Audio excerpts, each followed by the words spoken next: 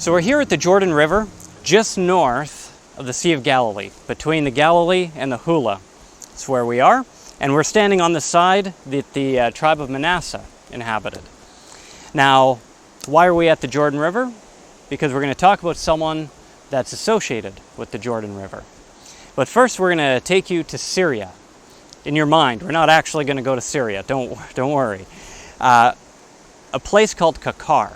This was an ancient city, Kakar, and it was a pivotal city, had a pivotal battle in ancient history.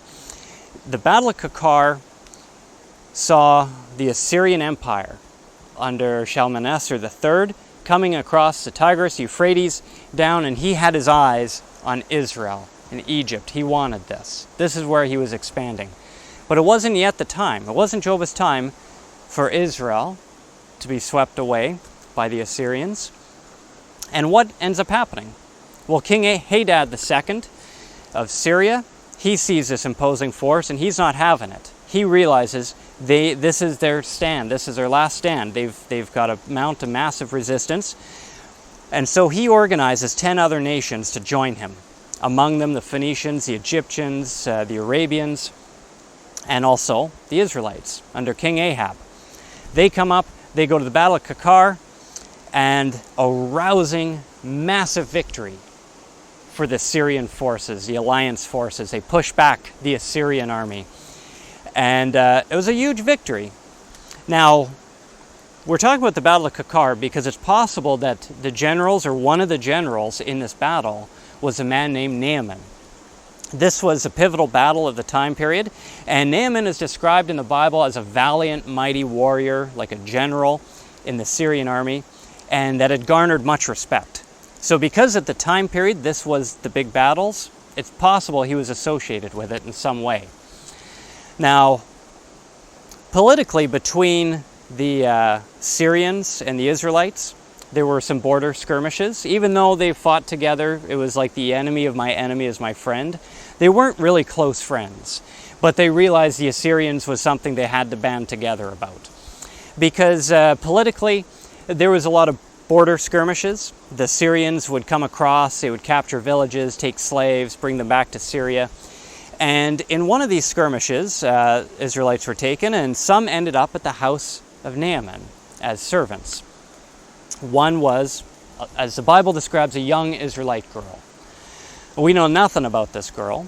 Doesn't matter, we're not going to talk about her today. Because we're going to talk about Naaman a little bit, because he develops a skin disease, something on his skin that's not so good. He's very worried about it. Maybe he'll die. He's not sure. And he's trying everything, going to the doctors, going to the gods of Syria. Nothing is working. Nothing's working. And this young girl speaks up. She talks to the wife of Naaman and says, if your husband will go down to Samaria, to the prophet of Jehovah, he'll cure him. He'll cure him. So Naaman's wife, she loves him. She wants to see him cured. So she goes to her husband about this. How does Naaman react? He listens. And this tells us a little bit about Naaman. This is, as much as he's a battle-hardened warrior and a general, this is a fierce guy to push off the Assyrian forces. He's seen a lot of people die. A lot of heads came off around Naaman. But yet, he listens to a woman, listens to his wife, and he also listens to a little girl. He's willing to take advice from a girl, like a 8-year-old kid. That tells us something about this guy. It also, his next step is he then goes to the king of Syria, Ben-Hadad II. He goes to his boss to ask permission to say, hey, this little girl said to my wife, who then said to me that I could get maybe cured from this if I go down to Samaria, to Israel, to our enemies, and talk to their prophets. Because as much as our gods haven't done anything, apparently their God is better than ours. That takes a lot of humility and a lot of courage on Naaman's part to do that. But then it shows, in as much as he gives respect to all these other people around him, he gives respects to those above and those below. What does he get back? Respect, right? His boss, Hadad II, He goes, absolutely. Not only are you going, you're going to take an entourage with you. You're going to go with a bunch of men and some chariots, go down there, go post haste, and I'm going to write you a letter of introduction as well. I'm going to write it, seal it with my ring so that he knows how important you are to me. And also, why don't you take a bunch of gold and silver with you as well? It's possibly the modern equivalent of over $4 million goes down with Naaman. And so he comes down, he goes on the side of the Jordan that we're on now, because there was a highway, a major highway that went from Damascus all the way south, and then it cut across on the south side of the Galilee and would lead to Samaria. So that's likely the path that Naaman took. So we're going to take you now from this part of the Jordan, which is north of the Galilee, as close to Syria as we want to get right now. And we're going to go south of the Galilee and show you what transpires next for Naaman.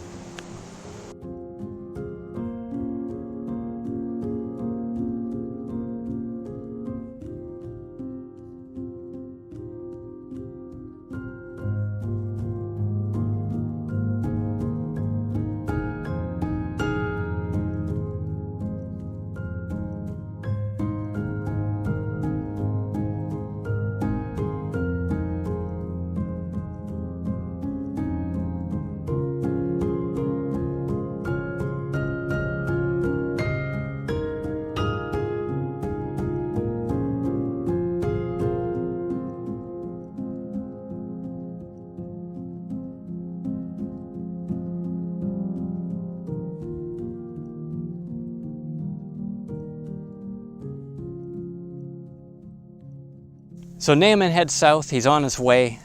He likely takes the road to Bashan, which went through the tribe of Manasseh. It cut across around Bet-Shean, where we are right now. And this is likely the road that he took across to get to Samaria. And so he gets to Samaria. Now the Syrians, they didn't need to worry about quarantine with leprous stuff. They didn't need to worry about that, or they didn't care to worry about it. But because they're in Israel, very likely he didn't appear personally before the king of Israel, who is possibly Jehoram, Ahab's son. He probably went in straight to quarantine and sent his entourage.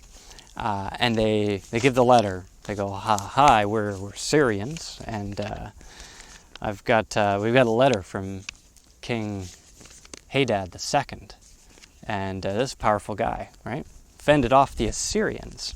And so Jehoram gets it, and he opens that up, and it's, to my dearest King of Israel, greetings and salutations.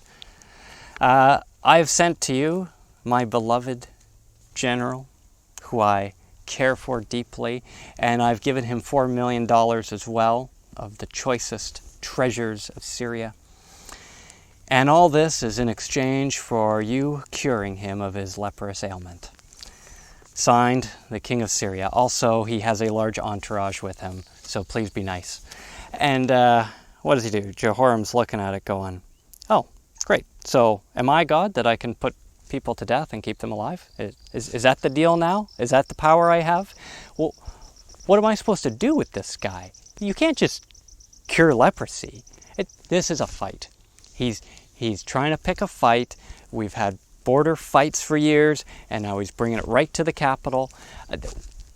This is just unacceptable. What are we supposed to do? So he's probably fretting back and forth. And meanwhile, it kind of seems like Elisha's not actually in Samaria, but maybe a servant runs off to talk to Elisha, who's maybe near where we are, near Gilgal, and tells Elisha what's going on, sends a messenger straight back, goes to the king, says, Jehoram, possibly it's Jehoram, is the king, son of Ahab, and to say, hey, I have an idea for you. Why don't you actually show him that there is a prophet in Israel that can help, and send him to me, you know, your old buddy Elisha. Remember how much your dad loved me? Ahab loved Elijah and Elisha. So he's like, you know, send him our way. I'll take care of him. So, okay. tells Naaman, there is a prophet in Israel. There is a prophet of Jehovah that can help you. He said he'll help you. But he's not in Samaria. But please, may Jehovah be with you. Head off towards Gilgal, and you can go talk to him there. So Naaman's excited. Okay, I'm going to get a cure. He's excited about this. So he heads into the area and goes to the house of Elisha. And Elisha doesn't even come outside. He sends his servant out to say, yeah, you're kind of leprous, so Elisha doesn't want to talk to you, but he told me to tell you to just go to the Jordan River and bathe 7 times and you'll be fine. And Naaman's like, you kidding me? You kidding me? Bathing in the Jordan? This isn't the nice fresh waters of the Jordan that are springing forth from the base of Mount Hermon, way in the north. And then even after they go through the Hula Valley, and it's a rapid flow, but it's nice. It's not that. It's after the Galilee. This is a bit more stagnant, a little more, silty and muddy. Not very pleasant water. And he goes, we've got fresh spring water in Damascus. Why don't I just go there? Good question. So the Jordan River has changed quite a bit, especially south of the Galilee in recent years. A lot of this is because there's now a dam south of the Galilee that helps to keep the water in, because this is our main drinking water in Israel. That also combined with the fact that the 2 main tributaries on either side, from the Israeli side and the Jordanian side, have been largely diverted for agriculture. So you're not really getting the water flow that you used to have. But even those factors aside, this isn't the fresh spring water of the Jordan that you get if you're north of the Hula Valley. If you're on that side, even just north of the Galilee, it's faster flowing, you get all the spring water going, it's clean. You'd be willing to drink it.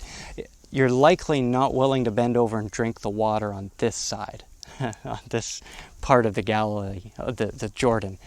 It's not so pretty. And it was possibly similar at Naaman's time. It was swamp water.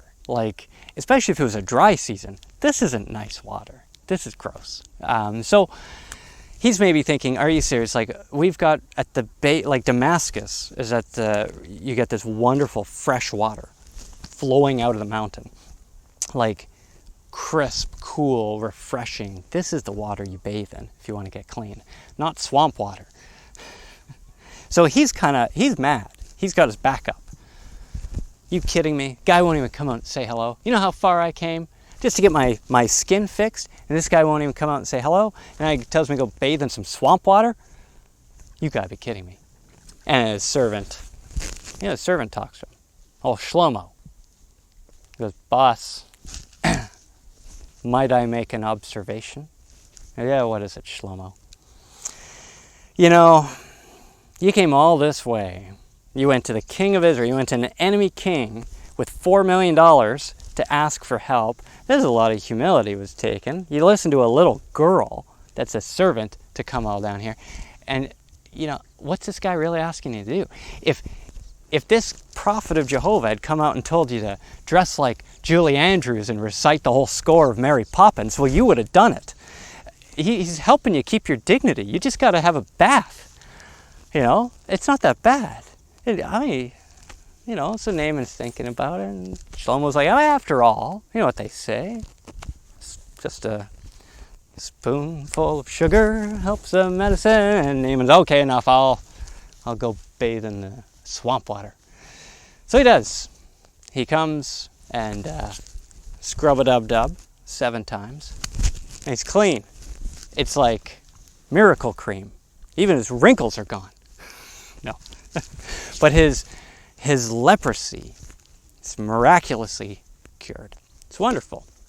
So what did he have, possibly, as a skin disease? What happens after this, right? Very interesting. Let's keep talking.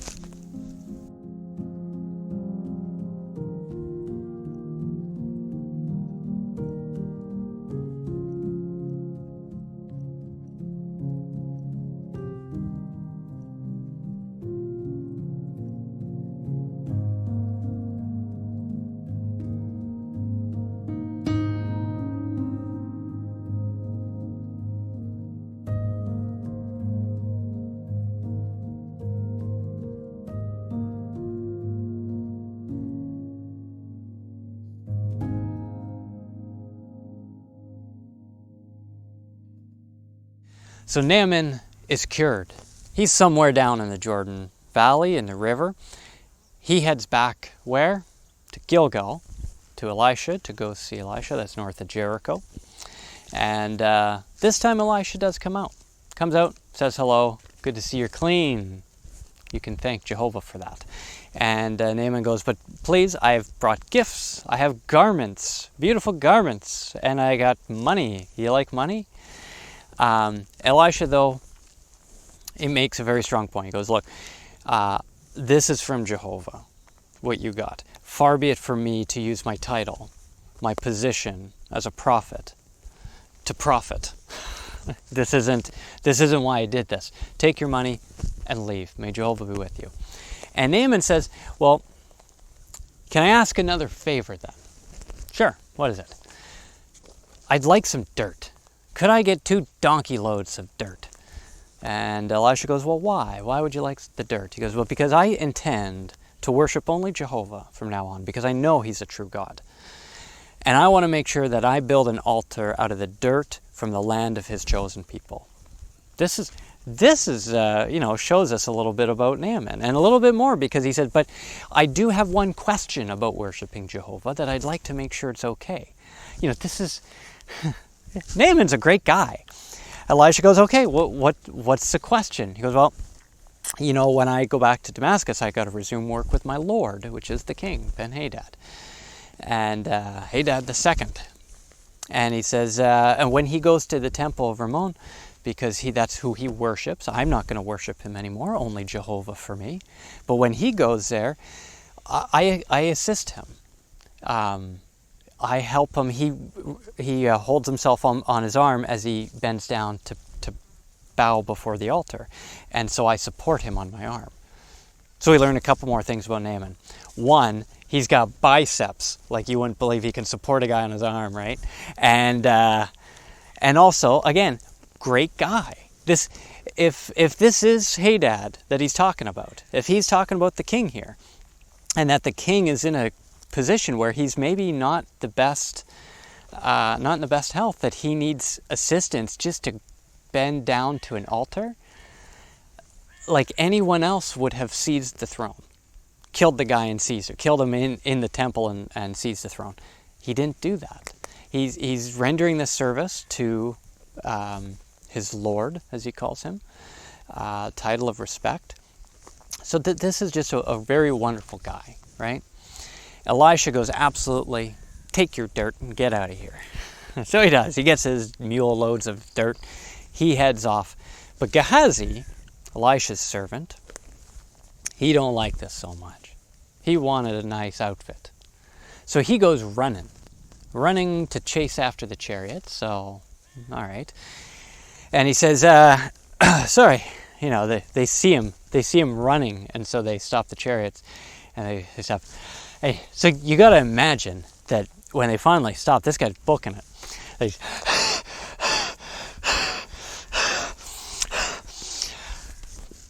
like, just take your time. We'll wait. Just take your time. There was probably a few minutes of panting. Just now, just after you left, some prophets from Ephraim, they need clothes. Like, it's so bizarre. It's so bizarre. But Naaman is just a trusting guy. He's like, you know what? Yeah, Elisha, he needs some garments. We'll take some money too.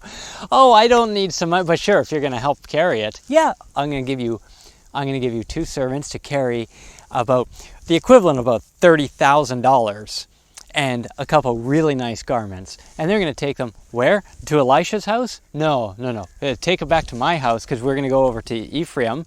And they get to a point in Ephraim. He goes, yeah, boys, you know what? This is far enough. They're going to meet me here. You guys can head off, and I'll wait for them here. Thank you, though. And so they go back to Naaman. And Naaman, we don't know. Naaman never finds out that this was all a ruse. So as far as he knows, he did pay for a service that should have been free from Jehovah, right? So that's a bit of a very bad mark on Jehovah's organization and Jehovah's prophet, that in the end he did accept money for something that Jehovah did. So what was the result? Well, we see from the account, Gehazi returns back to Elisha, and what does he say? Elisha goes, "Where did you come from, Gehazi?" Gehazi goes, I didn't go anywhere. What are you talking about? I was out back. I was sleeping. I didn't go anywhere. Elisha goes, "Was my heart not there with you when the man got down from the chariot to meet you? Is it a time to accept silver or accept garments, or olive groves, or vineyard, or sheep, or cattle, or male or female servants? Now Naaman's leprosy will stick to you and your descendants forever." Immediately he went out from before him a leper, white as snow. He got Naaman's leprosy. He got it. So, what kind of leprosy was it?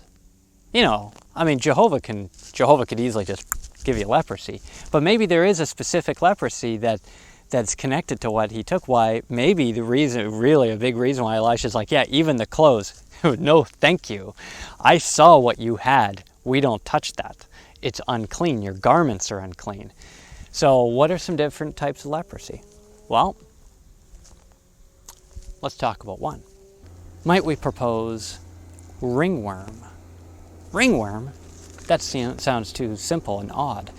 Perhaps. But ringworm is transferable from skin to clothing, and then back to skin. Transferable through people by clothes. So that would match the description.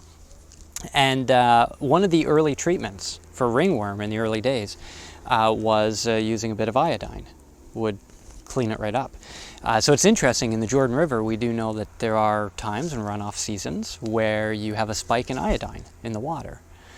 So it's very small levels, but with God's help, maybe it's a bit more of a spike. Maybe he aids it a little bit more. But the conditions would be there in the water and in the river to cure it. And this is why it wasn't the rivers of Damascus wouldn't work. It had to be the Jordan River, and he had to follow direction on it to be cured. Now with Gehazi, maybe he tried, you got to think that if he has Naaman's leprosy, what's the first thing he's going to try? Likely he's going to the Jordan River to try and bathe 7 times, but it doesn't work. Why? Because with ringworm, sometimes it can affect a deeper layer of the skin tissue, and in which case it causes blotches on the skin and hair loss. And this would be, according to the Mosaic Law, reason for quarantine. Today, with ringworm, it's a very quick, an ointment after like 2 weeks. No problem, you're done. It's gone. But back then, if God's not willing to tell him what the fix is, what the cure is, he has no idea. And so Jehovah allowed him to live through the consequences for his greed. Yeah, he had this wonderful clothing now and all this money, but he could no longer enjoy it because of his conditions. So now, while you're thinking to yourself, wow, I learned so much about Naaman today. Guess what? This episode is not about Naaman. Let's head to Jerusalem.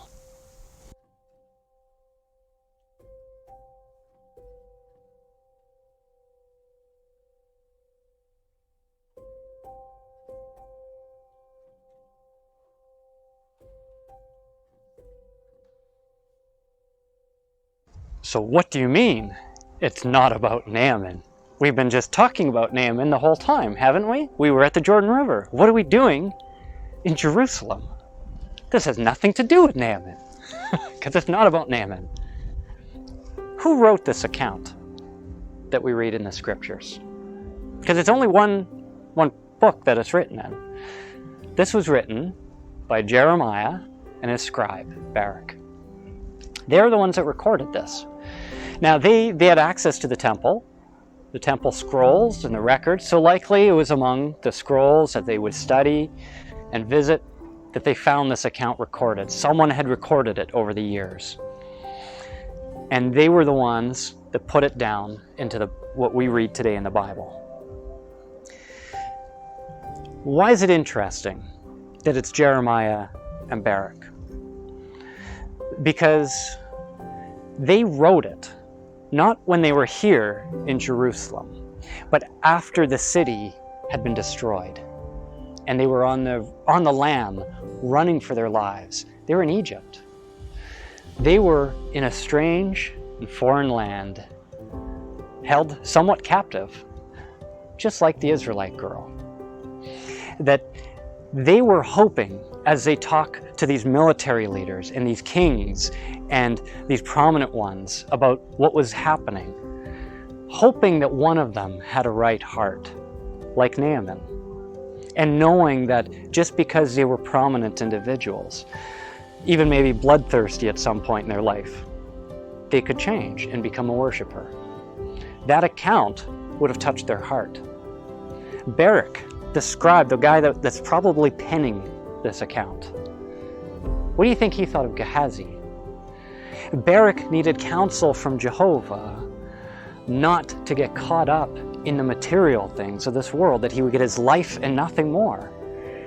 What do you think he thought of when he read about Gehazi? That could have been him. That could have been him if he had pursued the money and the wealth. That whole account maybe was never about Naaman and the little Israelite girl. It was about Jeremiah and Barak and what they were feeling and going through from the destruction of Jerusalem and everything that led up to it, the years of prophesying to these military officials and prominent ones, and watching the destruction of the temple and the city, and then being taken to Egypt by their fellow countrymen and being sent down there and having to declare to these ones down there the same message and hoping that someone listens, but having to keep their mind straight, not focusing on the things of this world. So when we read this account, at the end of the day,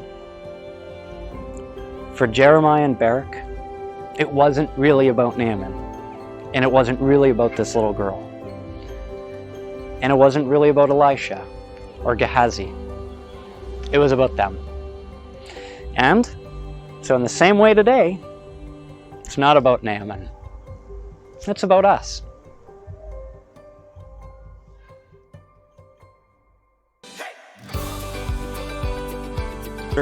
Syrian, shall we call them banditos, would rush over the border, ransack and pillage some villages, take some slaves, and then rush back over, try and capture some slaves and villages and these things. And no, I kind of messed that up. I don't want to say banditos either. Elisha or Ja? I keep changing it. Elisha. You didn't read my script, did you? Again. I start calling him Elijah.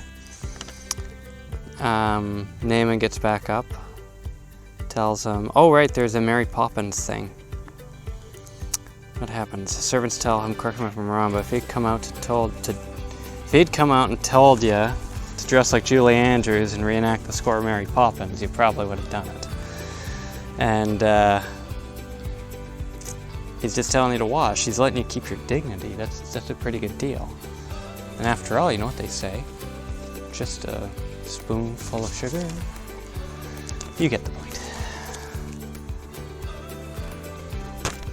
Something like that, eh? Just a spoonful of sugar helps the medicine go. Okay, enough. I'll go bathe. Shlomo. Oh, that's where I can throw in Shlomo. His servant Shlomo. All right.